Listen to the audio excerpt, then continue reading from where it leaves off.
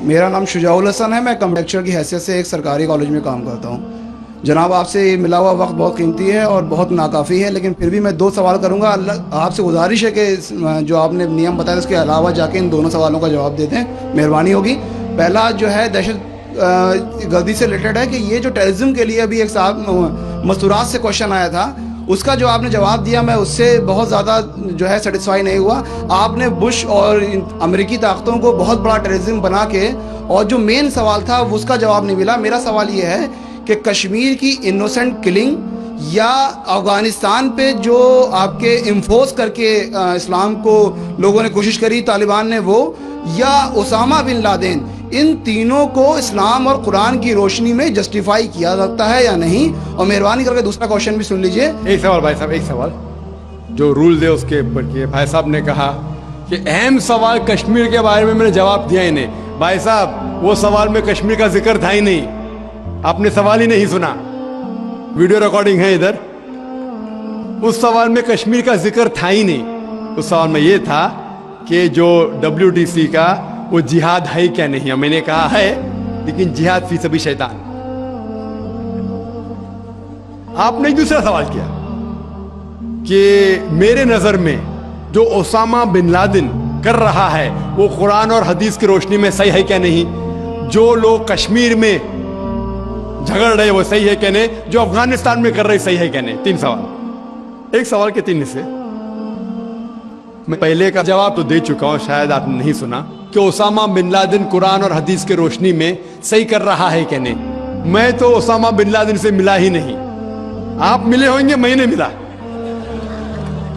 اللہ تعالیٰ فرماتے سورہ حجرات میں سورہ نمبر 49 آیت نمبر 6 میں، جب بھی کوئی آپ کو انفارمیشن کوئی چیز معلوم پڑتی ہے، خصوصاً اگر فاسق کے ذریعے ہے، تو اس کی تحقیق کرو. مجھے پتا نہیں، جو یہ CNN کہہ رہی ہے کہ اسامہ بن لادن نے WTC کو گرایا، اسامہ بن لادن تو کہتا میں نہیں گرایا. تو نہ میں اسامہ بن لادن سے ملا، تو میں یہ بھی نہیں کہتا اسامہ بن لادن قرآن حدیث پہ ہے یا نہیں ہے. اللہ عالم، اللہ عالم. اگر ہے تو جنت میں جائے گا، نہیں ہے تو نہیں جائے گا. مجھے ضروری نہیں کہ اسامہ بن لادن سے ملنا میرا فرض ہے، ٹھیک ہے نا. وہ آخرت کے دن میں فیصلہ ہو جائے گا. اللہ تعالیٰ آپ سے بھی نہیں پوچھے گا کیا وہ مجاہد تھا کہ دہشت گرد تھا. وہ اللہ تعالیٰ فیصلہ کریں گے. سوال نمبر 2 کہ کشمیر میں جو لوگ جھگڑ رہے ہیں کہ وہ قرآن اور حدیث کی روشنی میں ہے کیا نہیں.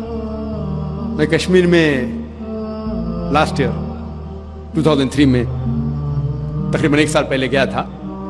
آپ دیکھتے کہ کشمیری لوگ الگ الگ وجہ کے لیے جھگڑ رہے ہیں. اگر وہ وجہ قرآن اور حدیث سے صحیح ہے تو صحیح وجہ، اگر خلاف ہے تو خلاف ہے. یہ کہنا کہ سارے کشمیر قرآن حدیث کے اوپر ہے یا سارے کشمیر نہیں ہے، یہ بالکل غلط ہے. کچھ لوگ قرآن اور حدیث کی روشنی میں جدوجہد کر رہے ہوں گے تو صحیح جہاد کر رہے. کچھ لوگ اپنے ذاتی فائدے کے لیے ایک دوسرے کا قتل کر رہے، وہ بالکل غلط ہے.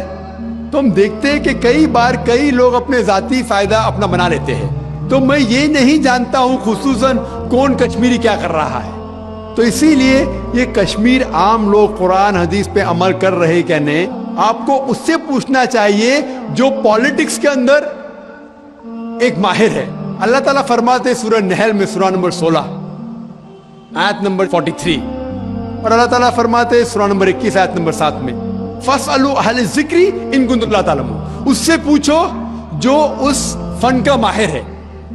میں پالیٹکس کے فن میں ماہر نہیں ہوں، میں دائی ہوں. تو کس طریقے سے جواب دینا غیر مسلم کو بولوں گا، لیکن پالیٹکس میں کشمیری لوگ کیا کر رہے ہیں، افغانی لوگ کیا کہہ رہے ہیں، وہ میں نہیں کہہ سکتا ہوں. میں اس فن کا ماہر نہیں ہوں. اگر کہوں گا تو قرآن کے خلاف جائے گا.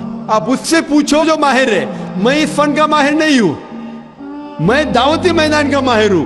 آپ بھگوت گیتا کے بارے میں پوچھئے، رامائن کے بارے میں پوچھئے، ہندوازم کے بارے میں پوچھئے، عیسائیت کے بارے میں پوچھئے.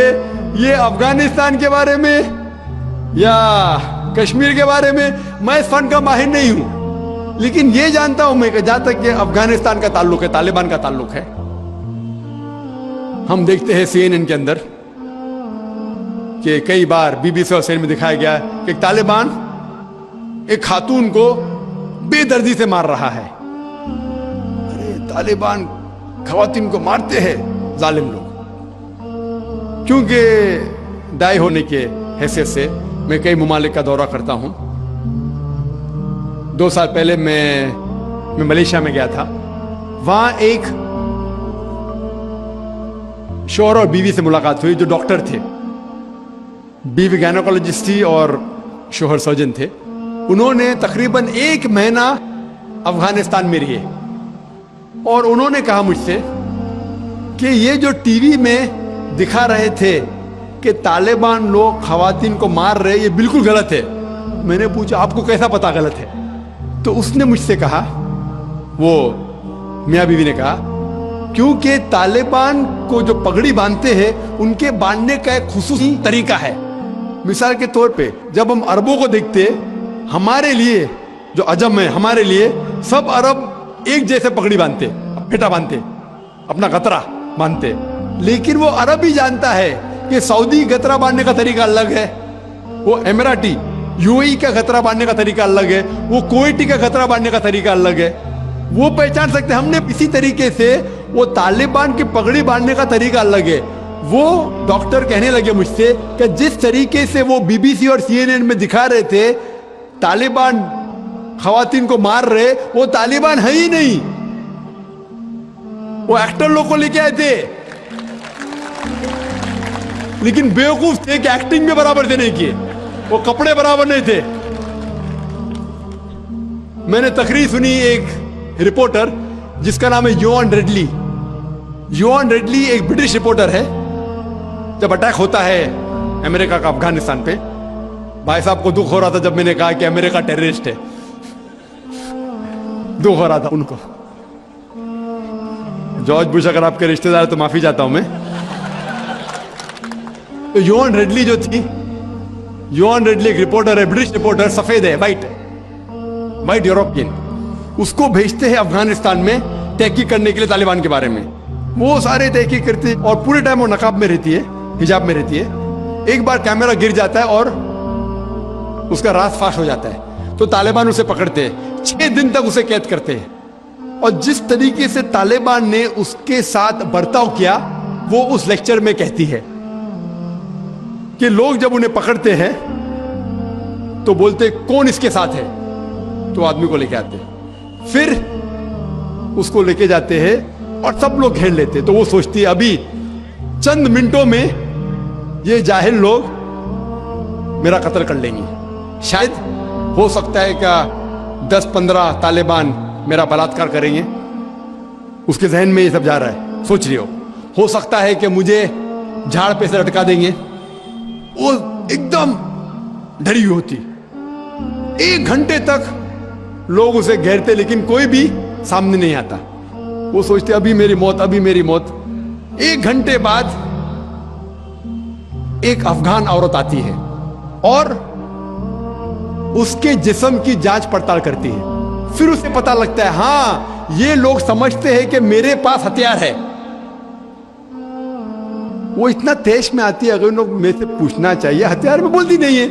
1 घंटा तक के मैं तड़प के मर रही हूं कि ये आज मुझे मारेंगे। वो तेज में आके क्या करती है, अपना स्कर्ट उठा लेते, देखो मेरे पास हथियार नहीं है। जैसा स्कर्ट उठाती है, तालिबान 180 डिग्री उस तरफ देखते और भाग जाते। तो वो कहती है अपने तकरीर में, तालिबान को मारने के लिए बम गिराने की जरूरत नहीं। वो कहती है अगर औरतों के कपड़े छोड़ेंगे तो तालिबान मर जाएंगे शर्म के मारे।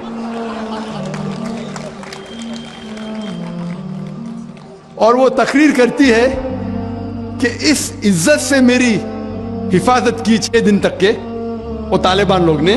और जब उसे पूछा जाता है सवाल जवाब के नशिस्त में, क्या आपको लगता है कि अल कायदा ने WTC को गिराया, तो वो योन रेडली कहती है मेरे हिसाब से अल कायदा मौजूद ही नहीं है। ये उसका कहना, मेरा कहना नहीं। और जब उसे आजाद किया जाता है 6 दिन के बाद, और जब बाकी रिपोर्टर्स पूछते आपके साथ क्या सलूक किए, तो उन्होंने कहा इतना अच्छा हुस्न सलूक किए कि रिपोर्ट के अंदर ही नहीं आया। और उसने सिर्फ ये वादा दी थी कि मैं इंग्लैंड जाके वापस से कुरान मस्जिद का तर्जुमा पढ़ूंगी। تو وہ جاتی ہے اور چند مہینے بعد قرآن کا ترجمہ پڑھتی ہے اور اس کے بعد وہ اسلام قبول کرتی ہے. تو اس کے نظریے سے طالبان ایک دم معصوم ہیں, ان کے اوپر ظلم کیا گیا تھا. تو آپ مجھے پوچھیں گے بھائی طالبان کیا قرآن و حدیث کی روشنی میں صحیح ہے؟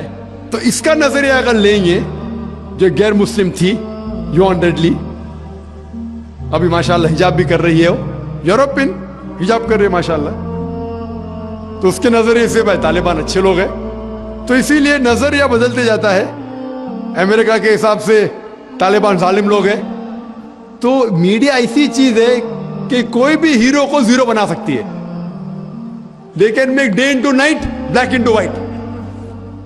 Day into night, black into white. Hero کو زیرو بنا سکتی ہے, کوئی ولن کو بھی ہیرو بنا سکتی ہے.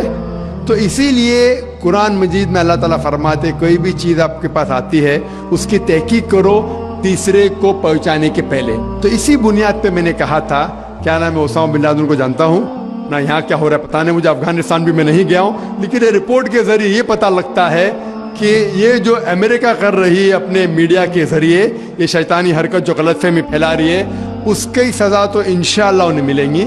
اسی لیے میرے نظریے سے جارج بش نمبر 1 ٹیررسٹ ہے. آپ کو دکھ ہوائے گا. جب میں لندن میں گیا تھا, وہاں ایک تقریر کی اور میں جواب دیا, تو ایک نوجوان اٹھ کے کہتا ہے کہ جارج بش کو ہم دعا کرتے ہیں کہ اللہ تعالیٰ اس کا قتل کرے. تو میں نے کہا میں تو یہ دعا نہیں کروں گا, کیونکہ اللہ کے رسول نے جو دعا کی, جو سب سے زیادہ دشمن اسلام کے خلاف جو تھے محمد صلی اللہ علیہ وسلم کے دور میں, دونوں کا نام تھا عمر. تو اللہ کے رسول نے یہ دعا کی کہ کم از کم ایک عمر کو ہدایت دے. تو میں یہ دعا کرتا ہوں کہ کم از کم اللہ تعالیٰ جارج بش کو ہدایت دے.